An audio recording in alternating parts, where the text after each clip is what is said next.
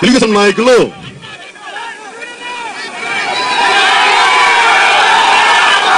నాయకులు మాట్లాడితే నేను మాయావతి గారి దగ్గర నుంచి ఒకటి నేర్చుకున్నాను. ఒక నిమిషం మాయావతి గారి దగ్గర నుంచి నేను ఒకటి నేర్చుకున్నాను. ఆవిడ వాళ్ళ పార్టీకి మేనిఫెస్టో ఉన్నదో, మేనిఫెస్టో ఇవ్వరు ఆవిడ చేసేదల్లా. ఒక నిమిషం ప్లీజ్. ఆవిడ నేను తక్కువ మాట్లాడి ఎక్కువ చేస్తాను అనేది. నాకు కూడా తక్కువ మాట్లాడి ఎక్కువ చేయడం ఇష్టం. చంద్రబాబు గారు తమ్ముళ్ళు మీకేం కావాలి, వజ్రాలు కావాలా ఇస్తాం తమ్ముళ్ళు మీకు ఐటీ ఫ్యాక్టరీలు కట్టాలి మా లోకేష్ బాబు చేత పెట్టిస్తాం తమ్ముళ్ళు. వాళ్ళు ఏం చేయరమ్మా.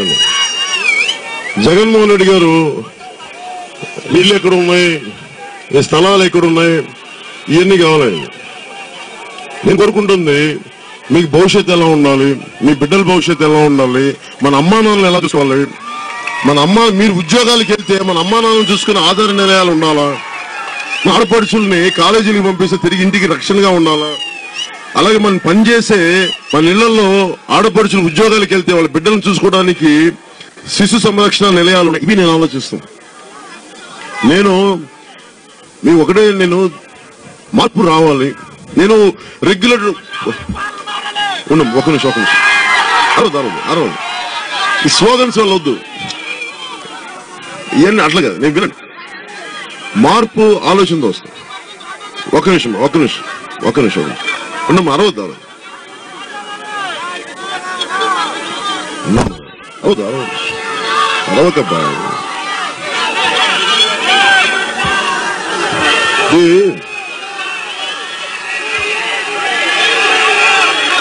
నాకు కళ్ళలో పడి నాకు పురుగులు వస్తున్నాయి. దానిలో సన్న పురుగు ఉంటుంది. ఆ సన్న పురుగు లాంటి కళ్ళలో పడుతుంది. అందుకని బాబు ఒక నిమిషం ఇది ఎందుకు మాట్లాడుతున్నానంటే వద్దమ్మా ఒక నిమిషం డిస్టర్బ్ చేయకుండా 10 నిమిషాలు.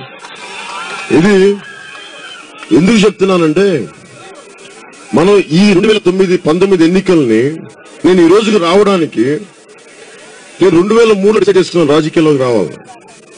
చదువుకున్నాను బాగా పబ్లిక్ పాలసీ గురించి. ధైర్యం ఉండలేదు నాకు, నేను టెస్ట్ చేసుకున్నాను. ఒక నాయకత్వం అనేది ఎలా ఉంటుందంటే మనకు అనుకూలమైన పరిస్థితులు ఉన్నప్పుడు నాయకుడు బయటికి రాడు, ప్రతికూల పరిస్థితులు ఎలా ఉంటాడు వాడే నాయకుడు. అలాంటిది ప్రజారాజ్యం పార్టీ దెబ్బతిన్న తర్వాత నిలబెట్టుకోలేని పరిస్థితుల్లో గంటా గారు లాంటి వాళ్ళు పక్కన లాగేసిన తర్వాత అలాంటి పరిస్థితుల్లో ఒక్కడు జగన్మోహన్ రెడ్డి గారు కానీ చంద్రబాబు గారు కానీ తెలంగాణ నాయకుల గురించి కానీ కేంద్ర నాయకుల గురించి కానీ భారతీయ జనతా పార్టీ గురించి కానీ కాంగ్రెస్ నాయకుల గురించి ఒక్కళ్ళు ధైర్యంగా మాట్లాడు. ఎంతసేపు వాళ్ళు కూర్చోబెట్టి పై మా మెరుగులు తప్ప కాంగ్రెస్ హటావో దేశ్ బచావో అన్న బలంగా చెప్పింది మనమే చెప్పాం. వాళ్ళు చాలా కన్వీనియంట్ పాలిటిక్స్ చేస్తారు. నేను కన్వీనియంట్ పాలిటిక్స్ ఎందుకు చేయనంటే నాకు భయం ఏంటంటే 40 సంవత్సరాల క్రితం ఎవడో వదిలేసిన సమస్య, ఎవరెవరు అడ్డగోలుగా దాన్ని మేనేజ్ చేసిన సమస్య ఈరోజు మనకి సమస్య అయిపోయింది. మన తరానికి, ముఖ్యంగా మీ తరానికి. ఓకే, నా దగ్గర డబ్బులున్నాయి, పేరుంది, నేను తప్పించుకోవచ్చు. కానీ మీకు ఇబ్బంది అయిపోద్ది. మీకు సమస్యకి కారణాలు తెలియకపోవచ్చు. ఏదో జరగట్లేదు అనుకుంటారు. దాన్ని జరగకపోవడానికి కారణం మనం ఎవరినైతే ప్రజాప్రతినిధులుగా ఎన్నుకుంటాం వాళ్ళు పని చేయలేకపోవడం, వాళ్ళు చేసి తప్పుడు విధానాలు. మన గంటా గారి లాగా మనకు సమస్యలు అయిపోతాయి. మనకి ఇల్లు ఎందుకు రావో తెలియదు, మన ఆటో డ్రైవర్ సమస్య ఎందుకు తీరట్లేదో తెలియదు, మన కొండపై ఇంటికి ఎందుకు రోడ్లు రావట్లేదో తెలియదు, మనకి నీళ్ళ నార్త్కి నీళ్ళు ఎందుకు రావట్లేదో తెలియదు. చేసేవాడు ఎవరు? ప్రతి వాళ్ళు నేను పెట్టుబడి పెట్టాను, వ్యాపారం చేశాను, మనల్ని ఒక వస్తువులుగా చూస్తారు, వినియోగ వస్తువుల కింద. డబ్బు తగ్గొచ్చు మిమ్మల్ని. నేను మిమ్మల్ని ప్రతి ఒక్కరిని నిండు మనసున్న మనిషిగా చూస్తాను తప్ప మిమ్మల్ని ఒక ఓటుగా ఎప్పుడు కళలో కూడా చూడండి. నాకు ఎందుకంత ప్రేమ, ఎందుకు ఆవేదన ఉంటుందంటే నేను చాలా నలిగి వచ్చాను జీవితంలో. ఏమీ లేకుండా మీరు చూడండి, 3 పార్టీస్ ఉన్నాయి. తెలుగుదేశం చూస్తే ఎన్టీ రామారావు పెట్టిన పార్టీని వాళ్ళ అల్లుడు గారు కైవసం చేసుకుని తీసుకొచ్చారు. జగన్మోహన్ రెడ్డి గారు వాళ్ళ నాన్నగారి పేరు మీద ఎవరో పెట్టిన పార్టీని వారసత్వంగా వాళ్ళ నాన్నగారి పేరు తీసుకుని వచ్చారు. జనం మనం వీటి కోసం వచ్చింది జనసేన. వేల కోట్లు ఉన్నాయో మన దగ్గర లేవు. మన దగ్గర ఉందల్లా ప్రేమించే ఆడపడుచున్నారు, అండగా ఉండే అన్నదమ్ములు అంటే మన బలం అంత అంతమించి వెళ్ళలేదు.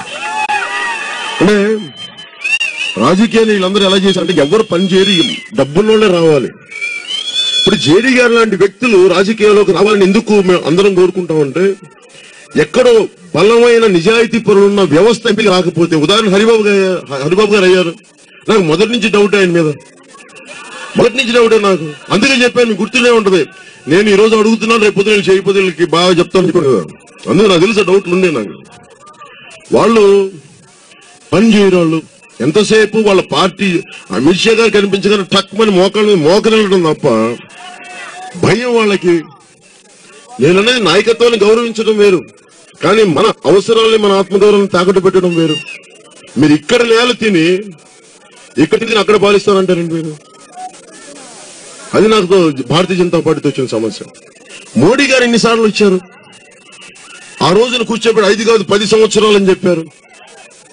మోడీ గారిని నేను ఎలా చూశాను, మోడీ గారిని మీరు ఒక నాయకుడిగా చూశాను, దేశానికి చాలా బలమైన నాయకుడు అని చెప్పాను. ఆ రోజున బలమైన నాయకుడిగా చూశాను అందరితో పాటు. కానీ ఆయన అందరిలాంటి రాజకీయ నాయకుడు అనిపించాడు తప్ప బలమైన నాయకుడు నాకు అనిపించలేదు, దేశానికి పనికొచ్చిన అనిపించలేదు. ఆయన మామూలు సామాన్యంగా అందరి రాజకీయ నాయకులు ఒక రాజకీయ నాయకులు అయిపోయారు. నాకు ఆయనతో ఉన్న కంప్లైంట్ అదే. మేము మిమ్మల్ని ప్రేమించి ఎన్నుకున్నాం, మిమ్మల్ని చాలా ఇష్టపడుతున్నాం దేశానికి ప్రధానమంత్రిగా. అలాంటి మీరు మనల్ని భయపెట్టి పాలిస్తారంటే ఎట్లా? ఈ దేశం ప్రేమించిన వాళ్ళకి అండగా నిలబడుతుంది, కానీ భయపెట్టే వాళ్ళని ఎదురించి నిలబడే దేశం, ఎదిరించే నేల ఇది మన నేల, భారతదేశపు నేల. ప్రధానమంత్రి గారు కూర్చోబెట్టి మనల్ని భయం, ఫియర్ సైకోసిస్, భయంతో కంట్రోల్ చేద్దాం అంటే ఎంతకాలం భయపడతాం? ఎంత మనిషికి అంత భయం, అంత భయపడి అయిపోతాడు మనిషి. ఉదాహరణకి చైనా లాంటి మిలిటరీ దేశంలో ఒక కుర్రోడు స్టూడెంట్ యాక్టివిస్టులు ఒకడు ఒక చిన్న హ్యాండ్ బ్యాగ్, ఒక బ్యాక్ ప్యాక్ తగిలించుకొని ఒక బ్యాటిల్ ట్యాంక్ ఎదురుగా ఉంటాడు. టియాన్మెన్ స్క్వేర్ లో ఫోటో ఉండదు. అంటే మనిషి తెగించాడంటే ఒక్కటి తెగిస్తే చాలు, ఒక్కటి తెగిస్తే సమూలంగా మారిపోతుంది. వాళ్ళందరి స్ఫూర్తితోటి అడ్డుగా రాజకీయాలు మారుతుంటే నేను ఒక్కడిని తెగించాను, ధైర్యం నేను ఒకరిని వచ్చాను. ఏం పోద్ది? నేను ఎన్డీటీవీ ఇంటర్వ్యూ జరుగుతున్న అడుగుతున్నారు, మీ వల్ల మార్పు వస్తా అంటే మార్పు ఎవడో ఒకడు మొదలుపెట్టి తీరాలి. ఒకవేళ ఈ ప్రాసెస్ లో ఇంకోటి అడుగుతా, ఎంతకాలం నువ్వు నడపగలవు పార్టీ? నేను ఒకటే నేను చెప్పాను, నా జన సైనికులు నలుగురు నా శవాన్ని మోసే వరకు నేను నడపగలను జన సైనికులు. ఎందుకు? ఎవడు చావును కోరుకోడు, అది కూడా చెప్తున్నాను. నాకు చావును తప్ప ఇష్టం లేదు, కానీ ఇంకెలా చెప్పాలి? నేను నా దేశం గురించి, నాకు మీరంటే ఇష్టం, నేను మీకోసం నిలబడేవాడు. ఇంక నేను ఎలా చెప్పను? తీసుకోకుండా, వేపటి తీసుకోకుండా, పదవులు ఆశించకుండా, ఒక ఎమ్మెల్యే గాని ఎంపీ గాని చిన్నపాటి కౌన్సిలర్ పదవి కూడా ఆశించకుండా, చిన్నపాటి రికమెండేషన్ ఏమి చేయించుకోకుండా నేను ఈ సమాజానికి పనికి వచ్చేవాడిని. ఇంత మంచి సోషల్ ఎక్స్పెరిమెంట్ ఎవరు చేసి చూపిస్తారు? ఒకసారి స్వతంత్రం వచ్చినప్పటి నుంచి ఇప్పటిదాకా మీరు ఆలోచన చెప్పండి. నా స్థాయి వ్యక్తి ఒకడు ఎలా ప్రూవ్ చేయాలి? మాటలతో చెప్పేది కదా, ప్రూవ్ చేసి చూపించాను దశాబ్దం పైన. ఈరోజు చెప్పాను, నేను ఎన్డీటీ వాళ్ళకి అదే చెప్పాను, మా వాళ్ళు నన్ను అర్థం చేసుకుంటారని చెప్పాను. ఇది ఎందుకు ఇంత తప్పన పడుతున్నానంటే, వైజాగ్ మనం ఇప్పుడు వదిలేస్తే ఎలక్షన్స్ ని, టీడీపీ గాని మళ్ళీ వస్తే ఇక్కడికి మళ్ళీ కబ్జాలు పర్వం చేస్తారు. ఆలోచన కొన్ని నేను అనేది లేదు, మనం వాళ్ళు తిట్టొద్దు, ఆబ్జెక్టివ్ గా చూద్దాం. మీరు అందరూ ఎంతో కొంత అవగాహన ఉన్న వాళ్ళు, సిటీలో పెరిగిన వాళ్ళు, ఎక్కువ మందితో మమేకమైన వాళ్ళు, మీరు ఆలోచించే చూడండి. తెలుగుదేశం పార్టీ వస్తే మళ్ళీ ఏం చేస్తారు? కంట్రోల్ లేదు వాళ్ళకి. చంద్రబాబు గారు ప్రజాదరణగా ఉన్న నాయకుడు కాదు, ఒక మంచి వ్యవస్థను నడపగలిగే నాయకుడు, దానికి ఆయనకి గుర్తిస్తాం. కానీ ప్రజాదరణ ఉన్న నాయకుడు అలా చేయడం. జగన్మోహన్ రెడ్డి గారి ప్రజాదరణ డబ్బిచ్చి కొనుక్కుంది, అంతేగాని గుండె లోతుల నుంచి వచ్చిన ప్రజాదరణగా. Thank you.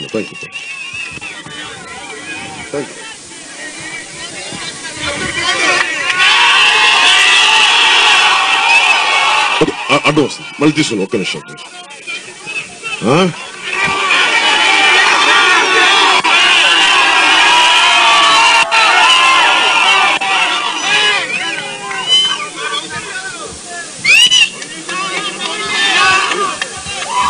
ఇది తరం మారుతుంది అంటానికి ఒక నిమిషం తరం మారుతుంది అంటానికి నిదర్శనం. ఇప్పుడు ఒక్క జన సైనికుడు తాలూకు ఆలోచన, నేను వేసే ఓటు నేను బాగుండాలని కాదు, నా రాష్ట్ర ప్రజలు బాగుండాలి.